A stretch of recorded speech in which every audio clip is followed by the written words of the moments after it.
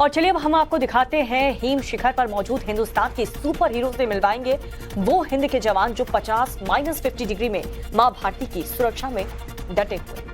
ये हिंद के वो फौलाद हैं, वो जवान हैं जिनके आगे मौसम और बर्फबारी भी घुटने टेक देता है। यहाँ करीब 8000 मीटर की ऊंचाई, जहां पर 20 फीट मोटी बर्फ की चादर बिछी हो, वहां पर 24 घंटे हिंद के जवान तैनात हैं। उनकी तैनाती से दुश्मन के होश फाख्ता हो जाते हैं। टाइम्स ऑफ भारत संवाददाता शाहिद सुहेल की एक्सक्लूसिव रिपोर्ट आपके सामने है। कड़ाके की सर्दी, अपने घरों से दूर लेकिन देश की सुरक्षा के लिए हमेशा तैयार भारतीय सेना, खासतौर पे अगर बात करेंगे बीएसएफ के जवान इस वक्त यहाँ पे हम आपको दिखाएंगे कि बर्फ से ढके इन पहाड़ों पे कैसे होती है पेट्रोलिंग और कैसे होती है एरिया डोमिनेशन एक्सरसाइज। अभी फिलहाल विंटर जो है वो कश्मीर घाटी के अंदर शुरू ही हुआ है और लाइन ऑफ कंट्रोल के बहुत सारे हिस्से जो है वहां पे बर्फबारी होती है और उस बर्फबारी में कैसे पेट्रोलिंग की जाती है वो हम तस्वीरों के जरिए आपको दिखाएंगे। एक स्पेशल ड्रेस अपने वेपन के साथ बीएसएफ के जवान और ग्लासेस भी अगर आप देखेंगे बहुत ही स्पेशल होते हैं। इस तरह की टेरेन और इस तरह की स्थिति में जो है उसका इस्तेमाल किया जा रहा है। यहाँ पे अभी बर्फबारी जो है वो करीब 1 फुट के करीब है, लेकिन ये बर्फबारी बहुत ज्यादा होती है जनवरी और फरवरी के महीने में। ऐसे में घुसपैठ भी हो सकती है, उस पर नजर रखना। ऐसे में यहाँ पे एवलांच भी आ सकते हैं। उन तमाम चुनौतियों का मुकाबला करने के लिए हमेशा जो है बीएसएफ के जवान तैनात रहते हैं। ये बताइए, आपकी यहाँ पे आप पोस्टेड है तो कितना बड़ा चैलेंज आप समझते हैं यहाँ पे इस सिचुएशन में? सर एक्चुअली हमारा देश के लिए तो चैलेंज है, हम तो कहीं भी खड़ा हो जाएंगे। तो यहाँ का टेम्परेचर हमेशा -20, 25, 30 रहता है। अभी तो मौसम साफ है, लेकिन जब धुंधा होता है ना उस टाइम कुछ दिखाई नहीं देता। 10 मीटर के बाहर दूर कुछ नहीं दिखाई देता है, इसीलिए हम रस्सी पकड़ते हैं एक दूसरे से, जब तक कोई डिस्कनेक्ट ना हुआ एक दूसरे से। तो इसी तरह हम पेट्रोलिंग करते रहते हैं। दुश्मन चाहते हमारा अंदर ना आए, देश के अंदर कोई बर्बादी ना करे, हम इस ट्राई करते हैं। जी, तो आप बताएं, आपके पास ये जो गिलासेस है ये भी बहुत स्पेशल लग रहे हैं और क्योंकि अवलांच का खतरा रहता है, यहाँ पे बहुत ज्यादा बर्फबारी होती है, उसके लिए कोई स्पेशल ट्रेनिंग दी जाती है? हाँ, हमारे को इसका स्पेशल ट्रेनिंग दिया जाता है। जितने भी हमारी पेट्रोलिंग पार्टी सभी इसमें ट्रेंड है और उसी के मुताबिक हम फॉलो करते हैं। तो कितने घंटे आपकी ड्यूटी रहती है यहाँ पे? कितने घंटे पेट्रोलिंग होती है जब बर्फबारी होती है? पेट्रोलिंग तो सब मौसम के हिसाब से भी होता है। लिंक जाना है, कहीं आगे और मूवमेंट करना है, तो उसके हिसाब से 5-5 घंटा 4-4 घंटे का पेट्रोलिंग होती है, लिंक पेट्रोलिंग। तो ये जो खाने पीने की चीज़ें हैं वो पहले ही पहुंच जाती हैं ऐसी लोकेशन में? आपको पहले ही विंटर के लिए स्टॉक दिया जाता है? हाँ, एडवांस विंटर जो स्टॉक है पहले ही पहुंच जाता है और बाद में अगर कम पड़ जाता है तो हेलीकॉप्टरों के द्वारा हमको पहुंचाया जाता है। तो दिल्ली में रहने वाले लोग या और शहरों में रहने वाले लोग जो है वो -5 से डरते हैं या 5 डिग्री सेल्सियस, जैसे वहाँ पे टेम्परेचर कम हो जाता है। यहाँ हम आपको बता दें इस वक्त इतनी कड़ाके की सर्दी है, सर्द हवाएं चल रही है, टेम्परेचर हमेशा -11 से नीचे जो है वो रहता है और लेकिन जोश और जज्बा जो है वो जवानों में बरकरार है। और इस तरह से लाइन ऑफ कंट्रोल पे जो अधिकतर हिस्से हैं लाइन ऑफ कंट्रोल के फॉरवर्ड डिफेंस लोकेशंस है, इस तरह की बर्फबारी होती है, इससे खतरनाक बर्फबारी होती है और ऐसे में हमारे जवान जो है जोश और जज्बे के साथ देश की सुरक्षा कर रहे हैं। भारतीय सेना के जाबाज बर्फ के तूफान के बीच देश की सीमा की सुरक्षा करते रहते हैं। लाइन ऑफ कंट्रोल के इस इलाके में लगातार बर्फबारी हो रही है, लेकिन -50 डिग्री के तापमान में जवान पूरी मुस्तैदी से अपना फर्ज निभा रहे हैं। ठंड, बर्फ और अपने घरों से दूर, इस सब के बावजूद भी हमारी सेना के जवान लाइन ऑफ कंट्रोल पर बिल्कुल चौकस है। किसी भी इन्फिल्ट्रेशन अटेम्प्ट हो, घुसपैठ का अटेम्प्ट हो या फिर एवलांच का खतरा हो, हर तरह की चुनौती का मुकाबला करने के लिए ये जोश और जज्बे के साथ यहाँ लाइन ऑफ कंट्रोल पे हैं। ये एक फॉरवर्ड डिफेंस लोकेशन है जहाँ पे इस वक्त हम हैं और पूरी तरह से बर्फ से ढकी हुई है। अभी बर्फ की गहराई जो है वो 1 से 2 फीट बताई जा रही है, लेकिन आने वाले महीनों में और बर्फ होगी और बर्फबारी होगी और उसके बाद चुनौतियां हैं जो है वो और बढ़ सकती हैं यहाँ पे सेना के लिए। लेकिन तैयारियां मुकम्मल है। पेट्रोलिंग और एरिया डोमिनेशन एक्सरसाइज सेना ने तेज़ कर दी है। वही रेस्क्यू ऑपरेशंस जो एवलांच रेस्क्यू ऑपरेशंस है वो टीमें भी काफ़ी चौकस हो गई है। तो ऐसे में देश सुरक्षित है क्योंकि इन जवानों के पास जज्बा और हौसला है। बदनीयत पड़ोसी की ओर से होने वाली हर आहट पर इनके कान टिके हैं। ऐसे समय में टाइम्स नाउ नवभारत संवाददाता सीधे पहुंचे इन जाबाजों के बीच लाइन ऑफ कंट्रोल पर। देखते रिपोर्ट।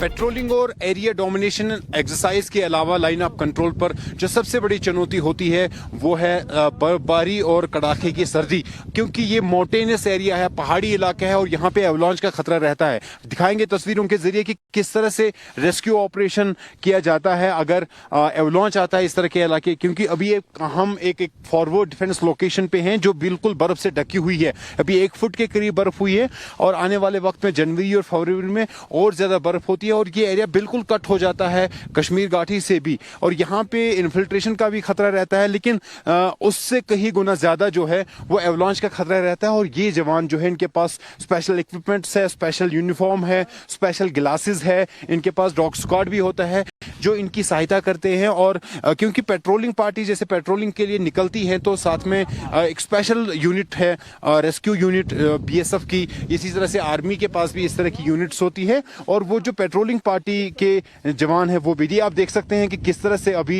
ये जो डॉग है रेस्क्यू ऑपरेशन में उसने जो ये ग्लव्स है बाहर निकाले और इसी तरह का रेस्क्यू ऑपरेशन जो है अब डॉग के इंडिकेट करने के बाद जो है इस तरह से फिर बीलचे का इस्तेमाल किया जाता है, बाकी और चीज़ों का इस्तेमाल किया जाता है और बर्फ के नीचे दबे लोगों को बाहर निकाला जाता है। और ये रेस्क्यू ऑपरेशन की आपने झलक देखी यहाँ पे लाइन ऑफ कंट्रोल पर। और क्योंकि मेजर एरिया जो है बहुत एक इलाका ऐसा है जहाँ पे बहुत ज़्यादा बर्फबारी होती है और इस तरह की तैयारियां पहले ही फौज कर चुकी है। तो हमारे संवाददाता बीएसएफ के एवलांचर रेस्क्यू टीम के कमांडर गगन से एक्सक्लूसिव बातचीत करने के लिए पहुंचे। उन्होंने क्या कहा, कैसे वो और उनकी टीम तैयार रहती है हर वक्त, ये आपको दिखाते हैं। रेस्क्यू ऑपरेशन में शामिल बीएसएफ के जवान मेरे साथ है खास बातचीत के लिए और इनसे आज जानने की कोशिश करेंगे हम कि किस तरह के इक्विपमेंट्स होते हैं और जब एवलांच आता है तो किस तरह से वो एक्टिवेट हो जाती है, ये ग्रुप किस तरह से एक्टिवेट हो जाता है और किस तरह से ये rescue operation line of control पर ये जो फॉरवर्ड डिफेंस लोकेशन है यहाँ पे करते हैं। आप बताइए कि आप रेस्क्यू ऑपरेशन में शामिल है, ये रेस्क्यू टीम है, तो किस तरह के इक्विपमेंट्स आपके पास है और किस तरह की आपकी ट्रेनिंग? सर, मैं निरीक्षक गगन, ये एआरटी टीम है, एवलांच रेस्क्यू टीम, मैं इसका कमांडर हूँ। एवलांच रेस्क्यू टीम में 8 आदमी होते हैं, एक कमांडर 7 अन्य, जिसमें dog handler with dog, operator communication के लिए और एक होता है नर्सिंग असिस्टेंट जिसके पास फर्स्ट एड का पूरा सामान होता है। इसके अलावा हम पीपीई किट पहने होते हैं, ये हमें ऑन प्रोटेक्शन के लिए, जैसे ये जैकेट, ये 3 लेयर जैकेट होता है, बाहर से ये वाटरप्रूफ और एयर प्रूफ होता है। इसके अलावा गॉगल्स स्नो ग्लेयर से बचने के लिए और स्पेशल शूज होते हैं। इनके अलावा एंकलेट होते हैं। ये पीपीई के बाद हमें स्पेशल इक्विपमेंट्स होते हैं हमारे पास जो सर्च के लिए काम आते हैं, जिसमें मेनली होता है एवीडी, ये एवलांच विक्टिम डिटेक्टर डिवाइस है जो कि एक डिजिटल डिवाइस है। ये 60 मीटर की रेडियस में और 15 मीटर डेप्थ तक सिग्नल मिलने से विक्टिम को सर्च करती है। इसमें ट्रांसमिट और सर्च के दोनों ऑप्शन होते हैं। इसकी लाइफ की बैटरी लगभग 30 आवर्स होती है। इसके अलावा अगर डिजिटल इससे हम प्रोब नहीं कर पाते हैं, उसका कारण ये होता है कि जो फर्स्ट 15 मिनट से 1 आवर वो गोल्डन पीरियड होता है, उसमें ह्यूमन वेस्ट जो भी जैसे सांस या कोई भी स्मेल, ब्लड अगर डिटेक्ट होता है तो उसको डिटेक्ट करने के लिए हमारे पास स्पेशल डॉग होता है, इसको रेस्क्यू डॉग बोलते हैं। ये लुगी है, लुगी उसकी स्मेल को 30 मीटर से आराम से पहचान सकती है और 5 मीटर डेप्थ तक। स्टार्टिंग के आवर्स में बर्फ लूज होती है तो भाप बाहर तक आती है, जिससे ये सर्च कर लेती है। लेकिन जैसे जैसे टाइम बढ़ता है तो उस दौरान ऊपर एक लेयर जम जाती है और आइस हार्ड हो जाती है, जिससे ह्यूमन स्मेल्स बाहर नहीं आती, ह्यूमन वेस्ट का कोई भी डिटेक्शन नहीं हो पाता। तो उसके लिए हम ये प्रोबिंग रोड का यूज करते हैं। इसकी लेंथ इसमें हम ऐड कर सकते हैं। ऐड के लिए इसमें ऑप्शन होता है, ये 12 फीट से 15-16 फीट तक होती है। इससे हम अंदर प्रोब करते हैं। जब ये किसी हार्ड चीज से टकराती है तो हम उसी जगह को संदिग्ध मानकर उसमें सर्च करवाते हैं और इससे होल होने से स्मेल वगैरह बाहर आ जाती है, जिससे डॉग उसको आसानी से सर्च कर सकता है। इसके अलावा हमारे पीपी में पर्सनल इसके लिए ये आइस पिक होता है। आइस पिक क्योंकि हमें मोमेंट स्लिपरी रास्ते पे करना पड़ता है, इसके लिए हमें आइस पिक की जरूरत पड़ती है। ये स्लिप होने से होल्ड करने के लिए, रैपलिंग के लिए, डिगिंग के लिए और हैमरिंग के लिए काम आता है। इससे 2 क्विंटल का लोड अगर हार्ड आइस में इसको हम पिक कर दें तो ये 2 क्विंटल का लोड कैरी करता है।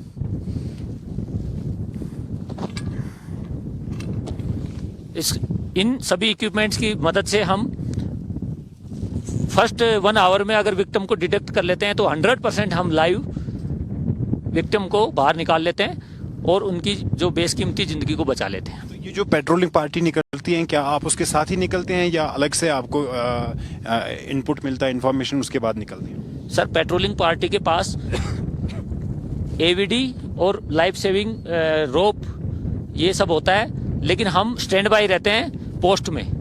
अगर कोई विक्टिम अवलांच में फंस जाता है तो उसके बचाव के लिए हम जल्दी से जल्दी उस जगह पर पहुंचने की कोशिश करते हैं। तो ये आपने सुना कि किस तरह से और डिटेल में कि किस तरह के इक्विपमेंट्स इनके पास हैं। जो पेट्रोलिंग पार्टीज जाती है स्टैंड बाई पे ये रहते हैं। अगर किसी तरह का एवलांच की खबर इनको मिलती है उसके बाद ही ये एक्टिवेट हो जाती है ये टीम और वो रेस्क्यू ऑपरेशन के लिए तैयार हो जाते हैं। और इससे साफ जाहिर है कि सेना के जवान लाइन ऑफ कंट्रोल पे पूरी तरह से तैयार बैठे हैं और पूरी तरह से देश को सुरक्षित करने के लिए तैयार बैठे हैं।